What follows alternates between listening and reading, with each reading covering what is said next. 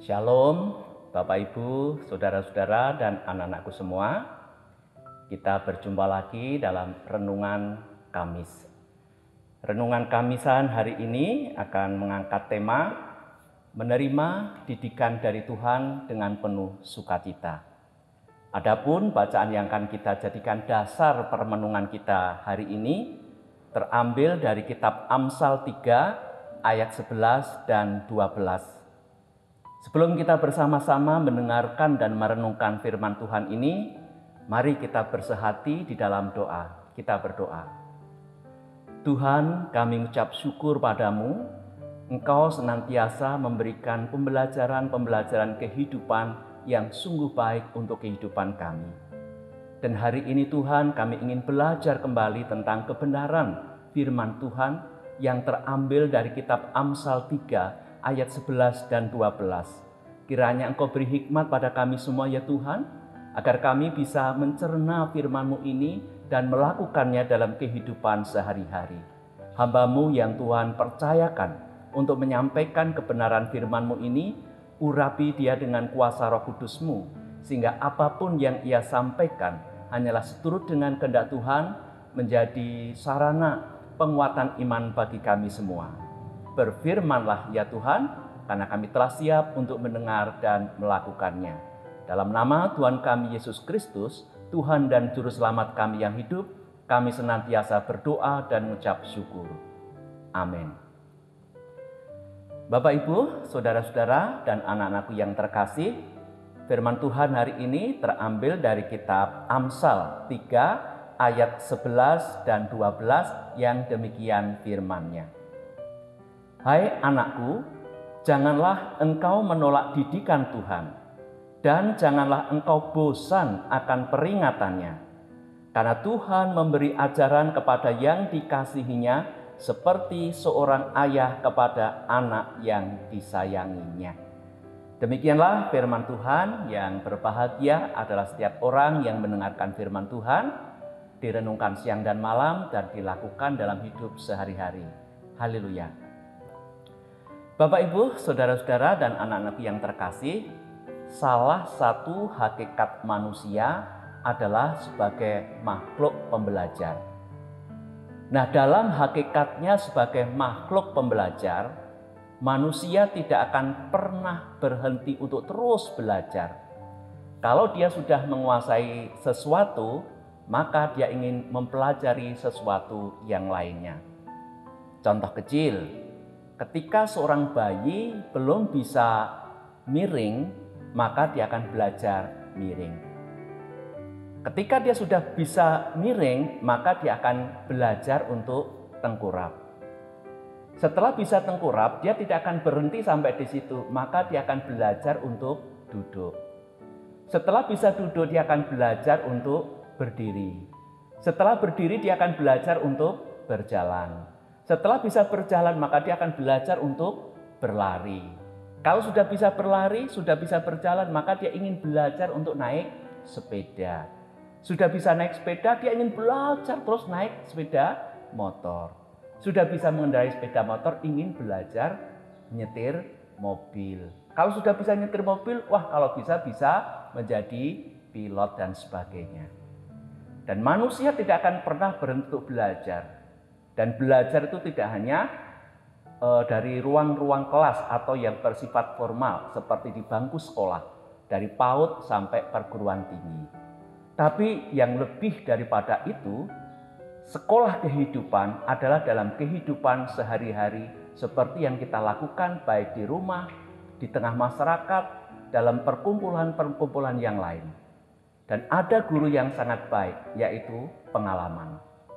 Konon katanya pengalaman adalah guru yang paling baik. Nah, bicara soal pengalaman, Bapak Ibu, saudara-saudara yang terkasih, setiap orang pasti pernah punya pengalaman. Baik pengalaman yang bersifat manis, yang menyenangkan hati, tapi juga pengalaman pahit yang membuat hidup ini menderita. Kedua-duanya bisa dipakai sebagai guru yang baik untuk kehidupan kita selanjutnya. Pengalaman baik pengalaman manis itu akan memotivasi kita untuk terus optimis menjalani hidup ini. Pengalaman pahit, pengalaman getir, pengalaman yang tidak mengenakan itu juga bisa menjadi sarana pembelajaran supaya kita lebih berhati-hati dalam menjalani hidup ini. Contoh misalkan seorang pemuda kok pacaran 2 kali ditinggal pergi oleh pacarnya. Ini yang salah pacarnya atau dirinya? Mungkin ketika dia diputus mungkin dia mengatakan, wah pacarku tidak setia. Pacarku selalu meninggalkan diriku, padahal belum tentu yang salah adalah pacarnya. Mungkin dia sendiri yang salah. Kalau janji tidak pernah ditepati, mau pacaran tidak mandi dulu, nah bisa saja kan? Ya pasti pacarnya akan lari sih, mau dikunjungi pacar kok tidak mandi dan tidak selalu menepati. Kalau dia akan ketemu orang lain pun dia akan ditinggalkan seperti itu. Jadi belajar dari kesalahan diri sendiri itu yang terbaik. Nah, bicara soal pembelajaran, soal pendidikan, firman Tuhan hari ini juga menasihatkan kepada setiap kita. Firman Tuhan mengatakan, hai anakku, janganlah engkau menolak didikan Tuhan. Firman Tuhan ini mengingatkan kita, Tuhan sebagai pendidik yang baik. Tuhan adalah guru kehidupan yang baik. Tuhan bisa memakai segala persoalan, segala sendi kehidupan kita menjadi pembelajaran yang baik. Dalam bacaan ini tadi, Tuhan digambarkan seperti seorang ayah yang mendidik anak-anak yang dikasihinya. Nah Bapak Ibu, saya jadi ingat ketika masa kecil dulu. Ketika saya pulang sekolah, belum ganti baju, kemudian saya sudah diajak main oleh teman-teman saya mencari jambu mete. Ya namanya anak kecil itu kan, metik jambu mete kemudian tak bondot. Tahu ya bahasa Indonesia dibondot. Jadi dimasukkan ke dalam baju. Apa yang terjadi? Kulit saya melepuh-melepuh. Orang Jawa mengatakan pudohen. Lalu baju putih itu kemudian sudah berubah menjadi belentong-belentong karena kena getahnya. Wah, sampai rumah bapak saya itu mengambil batang manding untuk gitik, jadi untuk mencambuk. Wah, luar biasa sakitnya karena dicambuk seperti itu. Apakah itu berarti ayah saya, bapak saya membenci saya? Tidak. Bapak saya menasihati, kalau pulang sekolah ganti baju dulu. Kalau kotor begini, terus siapa yang akan membelikan baju? Apakah besok harus membeli baru? Pulang sekolah, istirahat dulu, tidur dulu, kemudian baru bisa bermain. Jadi tujuan orang tua dengan gitian-gitian itu supaya kita berbenah, supaya kita melakukan kebaikan, tidak melakukan kesalahan yang lain. Tidak hanya gitian kalau orang tua mendidik kita, kadang kita dijenggit. Saya masih ingat kalau lupa belajar itu, ayo sinau, ojo dolan wae. Apakah itu orang tua saya membenci saya? Tidak. Jenggitan itu sebagai tanda kasih orang tua supaya kita mau tekun belajar, supaya masa depan kita menjadi lebih baik lagi. Dan hasilnya ya memang menjadi lebih baik. Dan Tuhan pun, Allah kita, Bapa kita yang baik, juga akan memberikan didikan-didikan yang kadang keras, yang kadang tidak nyaman ketika kita mengalaminya. Tuhan bisa memakai sakit penyakit. Nah, ketika Tuhan memberikan sakit penyakit, bukan berarti Tuhan tidak sayang pada kita. Tuhan justru menegur dengan sakit itu supaya kita menjadi belajar bahwa kesehatan itu mahal harganya. Maka ketika sehat, ya jangan abaikan untuk senantiasa memiliki pola hidup yang sehat, pola pikir yang sehat, pola makan yang sehat, pola istirahat yang sehat, pola kerja yang sehat. Demikian juga ketika Tuhan mengizinkan kita untuk gagal dalam studi, supaya kita menjadi belajar. Ketika diberi kesempatan untuk belajar, ya tidak mengabaikannya. Gunakan waktu belajar dengan sebaik-baiknya. Dan yang sekarang ini, Bapak Ibu, saudara-saudara yang terkasih, Tuhan memberikan didikan tidak hanya kepada pribadi lepas pribadi, tetapi seluruh umat manusia sedang dididik oleh Tuhan melalui pandemi yang sampai hari ini belum berakhir. Kita bisa merenungkan, dulu rumah-rumah ibadah itu dipenuhi dengan umat yang beribadah di gereja, di masjid, dan di rumah-rumah ibadah yang lain. Apakah itu artinya seluruh umat manusia sudah dijamin baik dalam kehidupannya? Ternyata belum tentu. Ibadah-ibadah yang dilakukan di rumah-rumah ibadah ternyata belum mengubah perilaku hidup manusia. Dan sekarang kita tidak memungkinkan lagi untuk beribadah di rumah ibadah dalam waktu-waktu sekarang ini.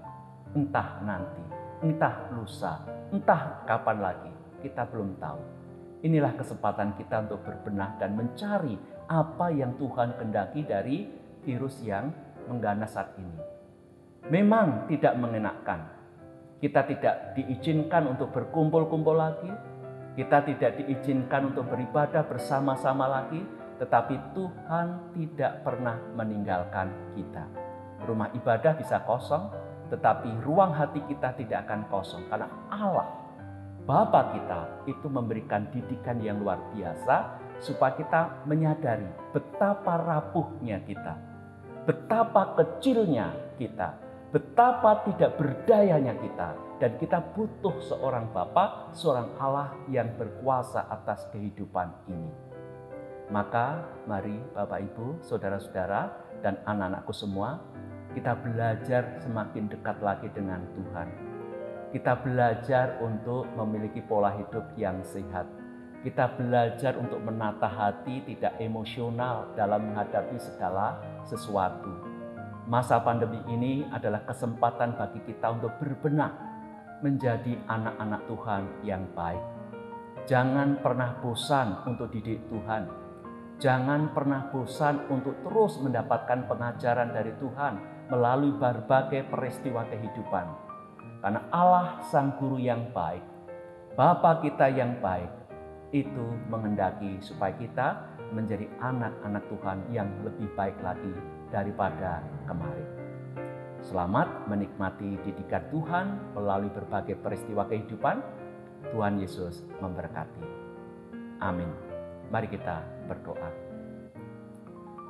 Tuhan, kami ucap syukur atas didikan yang senantiasa Tuhan berikan dalam kehidupan kami. Melalui peristiwa-peristiwa kehidupan yang kami alami, baik peristiwa yang menyenangkan hati maupun yang mendukakan, yang menyakitkan, dan yang menyedihkan. Bahkan Tuhan juga memakai pandemi virus corona ini Tuhan sebagai sarana pembelajaran bagi kami semua, supaya kami semakin mendekatkan diri pada Tuhan, supaya kami merasa lebih membutuhkan Tuhan dalam aspek segala kehidupan kami. Karena ternyata kami ini adalah manusia yang rapuh, yang tidak berdaya, yang memerlukan Tuhan di sepanjang kehidupan. Terima kasih atas didikan yang luar biasa ini. Sekarang jadikanlah kami murid-murid-Mu, anak-anak-Mu yang terus belajar supaya menjadi pribadi yang lebih baik lagi. Terima kasih Tuhan, dalam nama Tuhan kami Yesus Kristus, Sang Guru kami yang baik, kami senantiasa berdoa dan mengucap syukur. Amin. Demikian Bapak Ibu, saudara-saudara yang terkasih, renungan Kamis yang bisa kami hantarkan.